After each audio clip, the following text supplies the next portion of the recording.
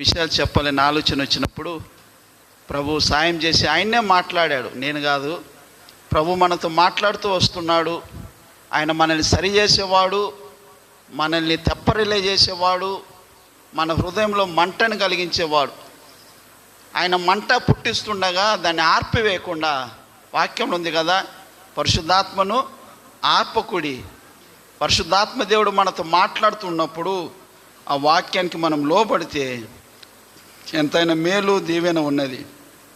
మరొకసారి సంఘ ప్రియులందరికీ నా ప్రేమ వందనాలు చెల్లిస్తుంటున్నాను. మీరు ప్రేమించి మీ మధ్య వాక్య పరిచయం చేయటకు నాకు ఇచ్చిన ఈ అవకాశం బట్టి కూడా మరొకసారి సంఘం అంతటికి నా ప్రేమ వందనాలు తెలియజేస్తుంటున్నాను. దేవుని వాక్యాన్ని మనం చదువుకుందాం. పరిశుద్ధ గ్రంథంలో నుంచి లేవియకాండం 4వ అధ్యాయము 1 నుంచి కొన్ని వచనాలు చదువుకుందాం. లేవియకాండం 4వ అధ్యాయము 1 నుంచి కొన్ని వచనాలు చదువుకుందాం. మరియు యెహోవా మోషేకు ఇలాగు సెలవిచ్చాను, నీవు ఇశ్రాయేలులతో ఇట్లనుము, యెహోవా ఆజ్ఞ అన్నిటిలో దేని విషయమైనను ఎవరైనను పొరపాటున చేయరాని కార్యములు చేసి పాపి అయిన ఎడల ఎట్లనగా, ప్రజలు అపరాధులగునట్లు అభిషిక్తుడైన యాజకుడు పాపము చేసిన ఎడల తాను చేసిన పాపమునకై నిర్దోషమైన కోడెదూడను యెహోవాకు పాప పరిహారార్థ బలిగా అర్పింపవలెను. అతడు ప్రత్యక్షపు గుడారం యొక్క ద్వారమునకు యెహోవా సన్నిధిని ఆ కోడెను తీసుకొని వచ్చి కోడె తల మీద చేయి ఉంచి యెహోవా సన్నిధిని కోడెను వధింపవలెను.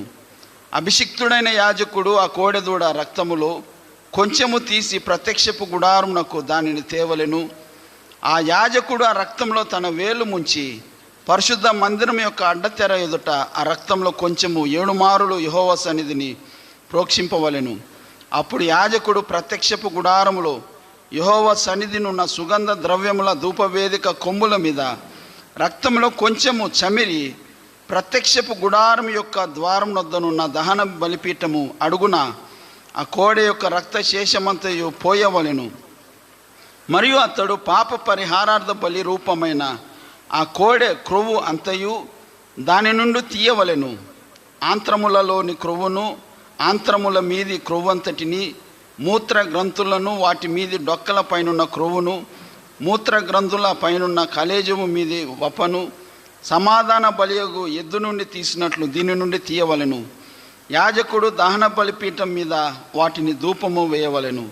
ఆ కోడి యొక్క శేషమంతయు అనగా దాని చర్మము, దాని మాంసమంతయు, దాని తల, దాని కాలు, దాని ఆంత్రములు, దాని పేడ పాలెము వెలుపల బూడిదను పారబోయు పవిత్ర స్థలమునకు తీసుకొని పోయి అగ్నిలో కట్టెల మీద కాల్చివేయవలెను. బూడిద పారిపోయే చోట దానిని కాల్చివేయవలెను. ప్రియమైన వాళ్ళరా, ఈ చదువుకున్న భాగంలో లేవియకాండం 4వ అధ్యాయం అంటేనే ఇది పాప పరిహారార్థ బలిని గురించిన విషయాలు ఇందులో ఉన్నవి. లేవియకాండం 1వ అధ్యాయం అంటేనే ఏమున్నది? లేవియకాండం 1వ అధ్యాయం అంటేనే దహన బలి గురించిన విషయాలు అందులో రాయబడి ఉన్నవి. లేవియకాండం 2వ అధ్యాయం అంటేనే నైవేద్యం గురించి అక్కడ రాయబడి ఉన్నది. లేవియకాండం 3వ అధ్యాయం అంటేనే సమాధాన బలి గురించి అక్కడ రాయబడి ఉన్నది. లేవియకాండం 4వ అధ్యాయము పాప పరిహారార్థ బలిని గురించి, ఆ తర్వాత 6 తర్వాత 7 లోపుగా అపరాధ పరిహారార్థ బలిని గురించి 5 బలులు ప్రాముఖ్యమైనవి ఇశ్రాయేలులకని ఆయన జ్ఞాపకం చేస్తున్నాడు. ఈ సమయంలో మనకు సమయం కొద్దిగా ఉన్నది కాబట్టి ఈ 4వ బలి పాప పరిహారార్థ బలిని గురించి కొన్ని విషయాలు జ్ఞాపకం చేసుకొని మనం ముందుకు సాగుదాం. 4వ అధ్యాయము 2వ వచనంలో ఏమన్నాడు? నీవు ఇశ్రాయేలులతో ఇట్లనుము, యెహోవా ఆజ్ఞ అన్నిటిలో దేని విషయమైనను ఎవరైనను పొరపాటున చేయరాని కార్యములు చేసి పాపి అయిన ఎడల అంటున్నాడు. వీరు ఏ పాపం చేశారు? ఏమర్థమవుతున్నాడా? పొరపాటున చేసే పాపం, చేయరాని పాపం. నీవు ఇశ్రాయేలులతో ఇట్లనుము, యెహోవా ఆజ్ఞ అన్నిటిలో దేని విషయమైన ఎవరైనా పొరపాటున చేయరాని కార్యములు చేసి పాపి అయిన ఎడల అటువంటి వారు పాప పరిహారార్థ బలిని అర్పించాలి అంటున్నాడు. ఎవరంటే 3వ వచనంలో ప్రజలు అపరాధులగునట్లు ఎవరంట? అభిషిక్తుడైన యాజకుడు పాపము చేసిన ఎడల అంటున్నాడు. ఎవరంట చెప్పాలి? ఎవరు? అభిషిక్తుడైన యాజకుడు పాపము చేసిన ఎడల. అమ్మాయా కొంచెము మనసు పెట్టండి. లేవ్యకాండం అంటేనే కొంచెము టఫ్గా ఉంటుంది. కొంతమంది క్రొత్త విశ్వాసులు కానీ అటువంటి వారికి ఏందో చెప్పి నేనా అనుకుంటారు కదా. కొంచెం మనసు పెడితే దేవుడు మనకి చక్కగా అర్థం చేపిస్తాడు. 3వ వచనంలో అభిషిక్తుడైన యాజకుడు పాపము చేసిన ఎడలా అన్నాడు. 13వ వచనం చదవండి. 13వ వచనం 4వ అధ్యాయం 13వ వచనం. ఇప్పుడు ఎవరంట? 13వ వచనంలో ఇశ్రాయేలీయుల సమాజము. 4వ అధ్యాయం 3వ వచనంలో ఎవరు? అభిషిక్తుడైన యాజకుడు పాపము చేసిన ఎడల అన్నాడు. 13వ వచనంలో ఎవరు? ఇశ్రాయేలుల సమాజం అంతయు పొరపాటున పాపము చేసిన ఎడల అన్నాడు. 22వ వచనం చదవండి. 22వ వచనం. అధికారి పొరపాటున పాపం చేసిన. ఇప్పుడు ఎంతమంది అయ్యారు? 3 అయ్యారు. మొదటైన ఎవరు? అభిషిక్తుడైన యాజకుడు. 2వది ఇశ్రాయేలుల సమాజం. 3వది అధికారి పొరపాటున పాపం చేసిన ఎడల అన్నాడు. 27వ వచనం. మీ దేశస్తులో ఎవడైనా, చిన్నవాడు కానీ పెద్దవాడు కానీ, ధనికుడు కానీ దరిద్రుడు కానీ ఎవడైనా పొరపాటున పాపం చేస్తున్నాడు. 32వ వచనంలో ఎవడైనాను పాప పరిహారార్థ బలిగా అంటున్నాడు. అలాగైతే ఎవరెవరు పాపం చేశారు? ఎవరెవరు పాపం చేశారయ్యా? అభిషిక్తుడైన యాజకుడు పాపం చేశాడు. ఇశ్రాయేలు సర్వ సమాజం పాపం చేసింది. అధికారి పాపం చేశాడు. సామాన్యుడు పాపం చేశాడు. అందరూ పాపం చేశాడు. పాపం చేయకుండా మిగిలింది ఎవరు? నీతిమంతుడు లేడు, ఒక్కడును లేడు. అందరూ పాపం చేశారు. ఇప్పుడు విషయం ఏంటంటే, పాపము చేసిన వారు నేను పాపి అని ఒప్పుకోవడమే గొప్ప విషయం. పాపము చేశాను, పొరపాటున పాపం చేశాను, తెలిసి పాపం చేశాను, నేను పాపిని అని ఒప్పుకునేదే గొప్ప విషయం. ప్రియమైన వాళ్ళరా, చాలామంది ఒప్పుకోవటం లేదు. ఎవరంటే విశ్వాసులు. నేను చెప్పేది, రక్షణ లేని వారు ఒప్పుకుంటారు. పాప క్షమాపణ నిమిత్తమై వారు ఒప్పుకుంటారు. కానీ రక్షింపబడిన వారు, సంఘంలో సాగేవారు, చీకటిలో పాపం చేసేవారు, తెలియకుండా పాపం చేసేవారు, పాపంలోనే సాగేవారు, వారు ఒప్పుకోవటం లేదు. నన్ను ఎవ్వరు చూడటం లేదు అనుకుంటున్నారు. 3వ వచనం ఎవరంట? 3వ వచనం 4వ అధ్యాయం 3వ వచనం. ఎవరు చేశారు పాపం? ఏ యాజకుడు చేస్తాడా? పాపం చేస్తాడా? అభిషిక్తుడైన యాజకుడు పాపం చేస్తాడా? సంఘ పెద్దలు పాపం చేస్తారా? పరిచారకులు పాపం చేస్తారా? విశ్వాసులు పాపం చేస్తారా? ఇదే మనకు ప్రశ్న. సంఘములో పాపం ఉండకూడదు. సంఘము పరిశుద్ధమైనది. ప్రియమైన వాళ్ళరా, అభిషిక్తుడైన యాజకుడు పాపం చేశాడు. ఏ యాజకుడు పాపం చేయకూడదని బోధించాడు, ఏ యాజకుడు పాప పరిహారార్థ బలులు అర్పిస్తూ ఉన్నాడు, ఏ యాజకుడు యెహోవా సన్నిధానంలో నిలబడుతున్నాడు, అదే యాజకుడు పాపం చేశాడు. అభిషిక్తుడైన యాజకుడు పాపం చేసిన ఎడల వాడు ఏం చేయాలంటే కోడెదూడని తేవాలన్నాడు. వదిలిపెట్టాడు దేవుడు. పాపం చేశావు. ఇప్పుడు అభిషిక్తుడైన యాజకుడు పాలెములో కోడెదూడను తీసుకుని వెళ్తున్నాడు. దేనికి? ఎవరు పాపం చేశారు? పాలెంలో వాళ్ళందరూ ఏం చేస్తారు? నోటి మీద ఏలు పెట్టుకొని చూస్తారు. ఈయననా? ఈ ప్రకాష్ ఇంత వాక్యం చెప్పిన ఈయన పాపం చేశాడా? నోటి మీద ఏలు పెట్టుకొని చూస్తారు. అభిషిక్తుడైన యాజకుడు పాపం చేశాడు. దేవుడు వదిలిపెట్టాడు. ఏ పాపానైనా వదిలిపెట్టాడు. ఆయన చూడకుండా ఉండడు. ప్రతి ఒక్కరికి న్యాయమైన తీర్పు తీరుస్తాడు. అభిషిక్తుడైన యాజకుడు పాపం చేశాడు. అతను ఏం చేయాలంటే నిర్దోషమైన కోడెదూడను యెహోవాకు పాప పరిహారార్థ బలిగా అతడు అర్పించాలంటున్నాడు. 4వ వచనంలో అతడు ఏం చేస్తున్నాడు? అతడు ప్రత్యక్షపు గుడారం యొక్క ద్వారమునకు యెహోవా సన్నిధిని ఆ కోడెను తీసుకొని వస్తున్నాడు. తీసుకొని వస్తుంటే జనులందరూ ఏం చేస్తారు? ఏమ్మా గ్లోరీ, ఏం చేస్తారు? అభిషిక్తుడైన యాజకుడు ఇన్ని రోజులు కోడెదూడని తీసుకుపోయాడు. ఇందాక చూసాం కదా, అహరోను కోడెదూడని తీసుకుపోయాడు. అది ప్రాయశ్చిత్తార్థ దినం. ఇదేమో పాపం. ఏమంటారా? ఏందైనా కోడెదూడని తీసుకుపోతుందంటే పాపం చేశాడంట. ఏం చేశాడు? పాపం చేశాడు. మెత్తగా పాలెమంతా ప్రాకిపోతుంది.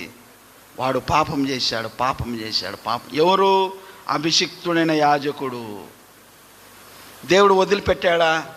అభిషిక్తుడులే, యాజకుడులే, నా మందిరంలో సేవ చేసేటోడులే, పోనిద్దాములే అనుకున్నవాడు కాదు. లేదు, నువ్వు తీసుకురావాలి. అభిషిక్తుడైన యాజకుడు కోడెదూడను ప్రత్యక్షపు గుడారం యొక్క ద్వారమునకు యెహోవా సన్నిధిని ఆ కోడెను తీసుకొని వచ్చి ఏం చేస్తున్నాడు? కోడె తల మీద ఏం పెట్టాడమ్మా? చేయి పెట్టాడా లేదా? పెట్టాలంతే. నేను పాపం చేశానయ్యా, దేవుని దగ్గర ఒప్పుకోవాల్సిందే.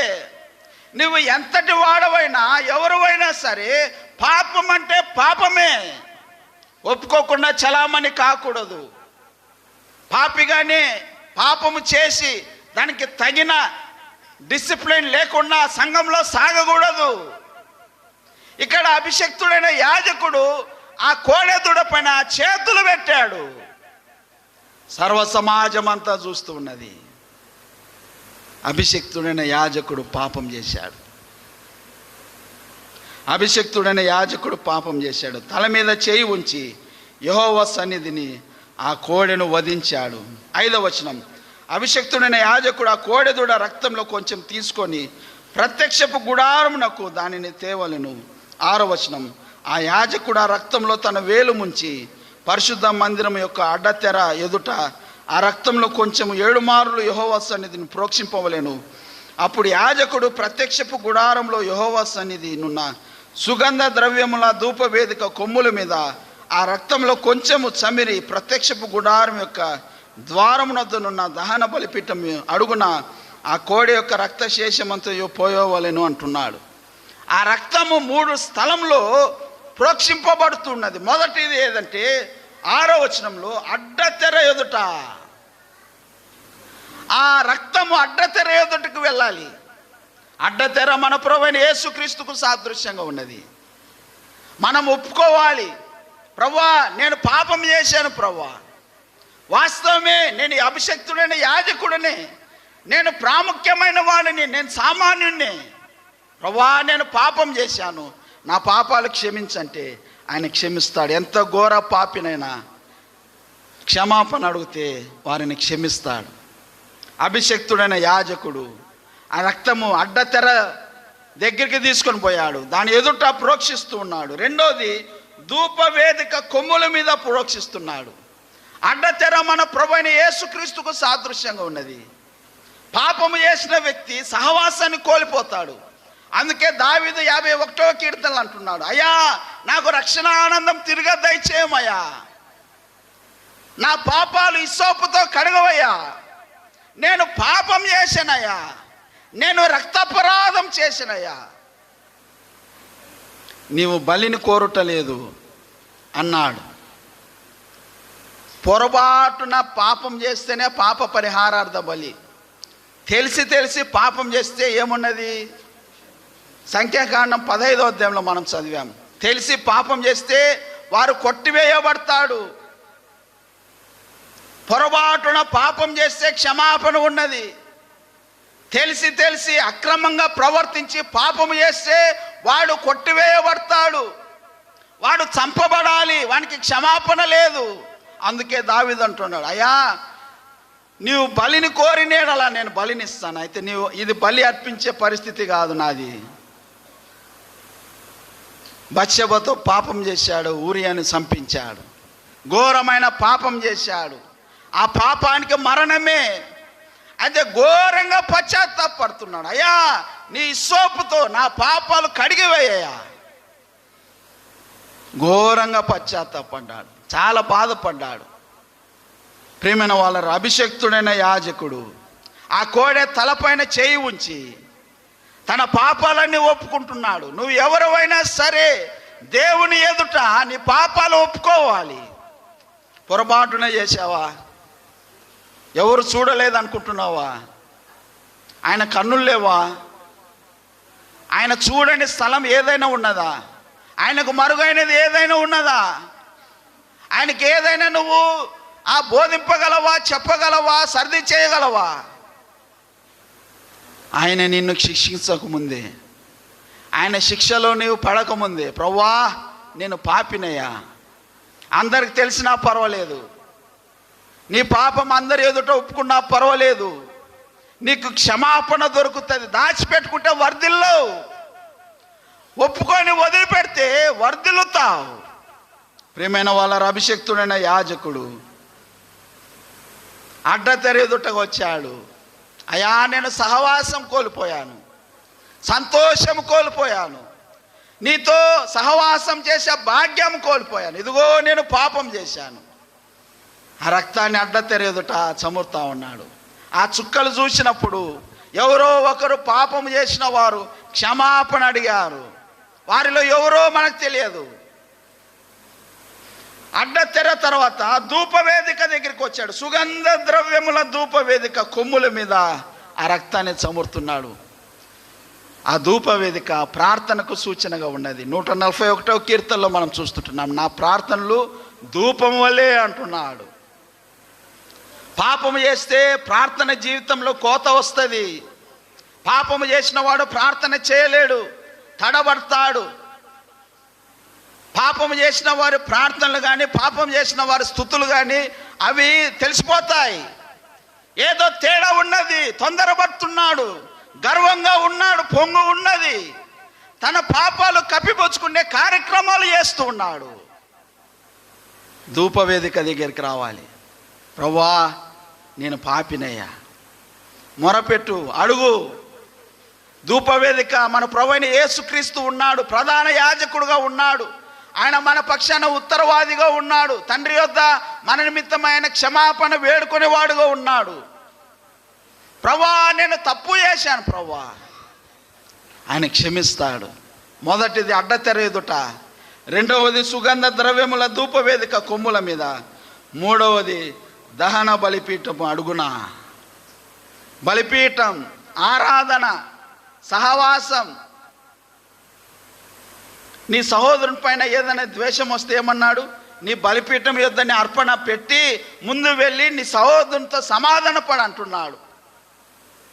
నీకు సమాధానం కావాలా, సంతోషం కావాలా, ఆ రక్షణ భాగ్యం తిరిగి ఆనందం కావాలంటే క్షమాపణ, ప్రభు యొద్ద క్షమాపణ. దాచిపెట్టుకుంటే మురిగిపోతుంది, ఘోరమైన అవమానానికి గురవుతావు. అందరి ఎదుట నీ పాపము బట్టబయలవుతుంది. అందరి ముందు నీ పాపము నిన్ను పట్టుకొనును. ఏ పాపము దాగదు ప్రియమైన వాళ్ళరా. నీవు ఎంత వాడవైనా, నీ పేరు ఏదైనా సరే, నీవు పాపము చేస్తే పాపి పట్టబడతాడు. దావీదు అంతటి వాడే పట్టబడ్డాడు. లేఖనాలు అనన్య సప్పీరా పట్టబడ్డారు, గెహాజీ పట్టబడ్డాడు.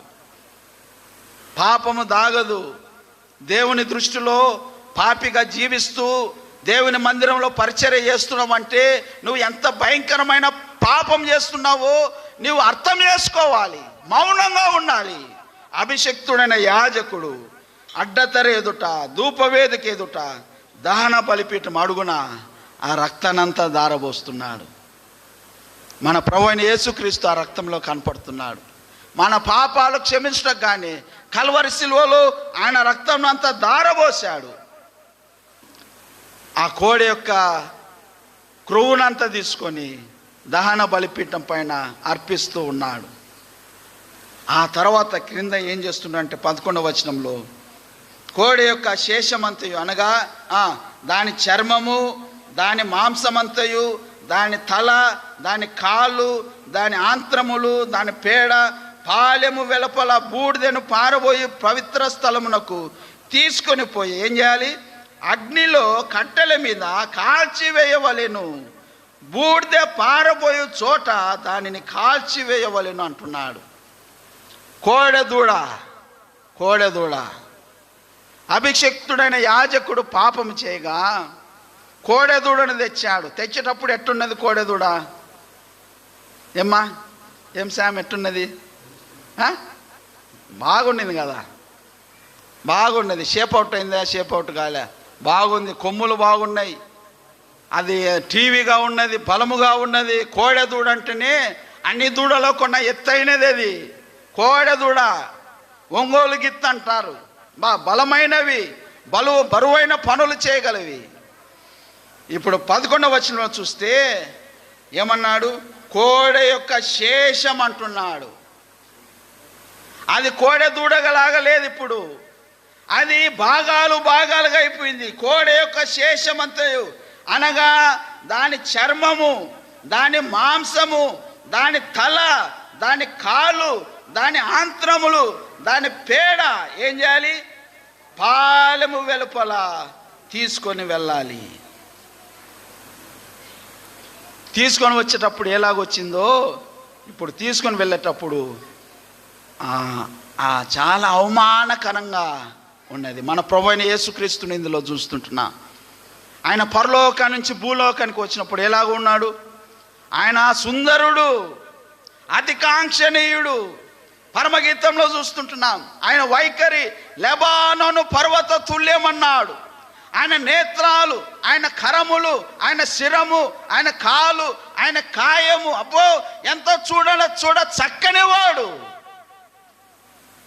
కల్వరి సిలువలో ఆయన ఎలాగైపోయాడంటే యెషయా గ్రంథంలో మనం చూస్తుంటున్నాం, ఎవరు చూడనులని వాని వలె అందరూ విస్మయం పొందుతున్నారు.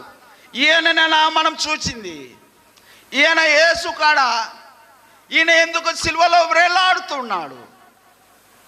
ఆ కోడెదూడ ఆ శేషమంతా మోసుకొని పాలెం వెలుపలికి వెళ్తున్నది.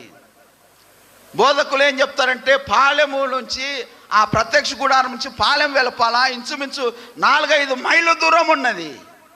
ఆ 4-5 మైళ్ళ దూరం లేకపోతే 10 కిలోమీటర్లుగా వారు దాన్ని మోసుకొని వెళ్తుంటే దాని తల, దాని కాలు, దాని పేడ, దాని చర్మము, దాని మాంసము అది చూడ చక్కనిది కాదు. అది వికారమైన సన్నివేశం. మన ప్రభువైన యేసుక్రీస్తు మన పాపాలకు బదులుగా ఆయన అటువంటి వేదన అనుభవించాడు, అవమానాన్ని అనుభవించాడు. అభిషక్తుడైన యాజకుడు చేసిన పాపం బట్టి మన పాపాలు ఆయన మోసుకొని వెళ్తున్నాడు. అమ్మాయ కల్వరి సిలువలో మన ప్రభువు ఎంత కురూపిగా ఉన్నాడు. పాలెము వెలుపల ఎక్కడన్నాడు? 12వ వచనంలో బూడిదను పారిపోయే స్థలం, బూడిద వేసే స్థలములో ఆ పాప పరిహారార్థ బలి శేషమంతను అక్కడ పెట్టారు. ఎంత అవమానం! మన ప్రభువైన యేసుక్రీస్తు కూడా మహాకాశంలో పట్టజాలని వాడు ఇప్పుడు ఎక్కడ సిలువ వేస్తున్నారంటే గొలగొతా కొండ పైన నేరస్తులను సిలువ వేసే స్థలం, కపాల స్థలం అంటారు దాన్ని. జీజాన్ గారు చెప్పేవారు కపాల స్థలం అంటే అక్కడ సిలువలు ఉంటాయి. సిలువ పైన నేరస్తులను సిలువ వేస్తారు. సిలువ వేసిన నేరస్తులను కిందికి దించరంట. వారు సిలువ పైననే మరణించి వారి మాంసం అంతా ఆకాశ పక్షులు పీక్కొని తింటాయి. ఒక సమయం వస్తుంది, ఒక దినం వస్తుంది, మాంసం అంతా తిని తిని తిని తిని ఎముకలన్నీ స్థానం తప్పి ఎండిపోయి ఆఖరణ ఈ పుర్రె కపాలం ఆ సిలువ పై నుంచి టపాలని కింద పడుతుంది. అదే కపాల స్థలం. ఎన్నో కపాలాలు ఉన్న స్థలం, ఎన్నో నేరస్తుల కపాలాలు ఉన్న స్థలము మధ్యలో నేరస్తుడు కాదు ఆయన. బూడిద పారబోయే స్థలములో ఆయనను సిలువ వేస్తున్నారు. ప్రియమైన వాళ్ళారా, పాపం ఎంత భయంకరమైనది! పాపానికి ఫలితంగా పాపమునకు వచ్చు జీతం మరణము. మన ప్రభువైన యేసుక్రీస్తు ఆ ఘోరమైన మరణాన్ని అనుభవిస్తున్నాడు. బూడిద పారిపోయి పవిత్ర స్థలమునకు తీసుకొని పోయి ఏం చేయమన్నాడు? అగ్నిలో కట్టెల మీద కాల్చివేయవలెను. నేను నిన్ననే జ్ఞాపకం చేశాను. దహించాలంటే మంచి మాట, కాల్చడం అంటే అది హీనపరిచే మాట, అది తృణీకరించే మాట, అది హేయమైన మాట. మన ప్రభువైన యేసుక్రీస్తు మన నిమిత్తమై ఆయన తృణీకరింపబడ్డాడు, ఆయన కాల్చివేయబడ్డాడు. కట్టెల పైన, భూమి పైన ఆయన శిలువ పైన వేలాడి మరణం పొందాడు. బూడిదను పారిపోయే చోట దానిని కాల్చివేయవలెను అంటున్నాడు. అభిషక్తుడైన యాజకుడు పాపం చేశాడు. ఇశ్రాయేలుల సమాజం అంతా పాపం చేసింది. అధికారి పొరపాటున పాపం చేశాడు. దేశస్థులో ఎవడైనా పొరపాటున అందరూ పాపం చేసిన వారే ఉన్నారు. పాపం చేయగా ఈ పాప పరిహారార్థ బలి అర్పించగా అదేమన్నదంటే ఆఖరిలో 35వ వచనం ఆఖరిలో ఏమన్నాడు, అతనికి 4వ అధ్యాయము 35వ వచనం ఆఖరిలో ఏమంటున్నాడు, అతనికి క్షమాపణ కలుగును. అమ్మాయ, పాపిగానే జీవించి పాపంలోనే మరణిస్తే నిత్య నరకం ఉన్నది, తీర్పు ఉన్నది, దేవుని ఎదుట నిలబడాలి. ఒప్పుకుంటే క్షమాపణ ఉన్నది. ఎంత ఘోర పాపి అయినా నీవు రక్షణ పొందకపోయినా పాపంలోనే ఉంటే నీవు ఒప్పుకుంటే నీకు రక్షణ ఉన్నది. విశ్వాసిగా నీవు పాపం చేస్తున్నావా, దేవుని ఎదుట సంఘం ఎదుట ఒప్పుకుంటే నీకు క్షమాపణ ఉన్నది. పాపంలోనే జీవించి పాపంలోనే మరణిస్తే నష్టం ఉన్నది. ఈ విషయాలన్నీ ఆలోచన చేసి చక్కగా భూలోకంలో విశ్వాసులమైన మనం మందిరములో, ఇది పరిశుద్ధమైన స్థలమని, పరిశుద్ధ స్థలములో పరిశుద్ధులముగా పరిశుద్ధ దేవుని మహిమపరుస్తూ ఆయనను ఎక్కువగా మనం పూజ చేస్తూ హెచ్చిస్తూ భూలోకంలో సాగుటకు ప్రభు మనకు సహాయం చేయనుగాక. ఈ మాటలు బట్టి ఇవన్నీ కూడా మన హృదయంలో దాచిపెట్టుకొని విశ్వాస జీవితంలో చక్కగా ఎదగాలని ప్రభు కోరుతుంటున్నాను. మీకందరికీ నా ప్రేమ వందనాలు.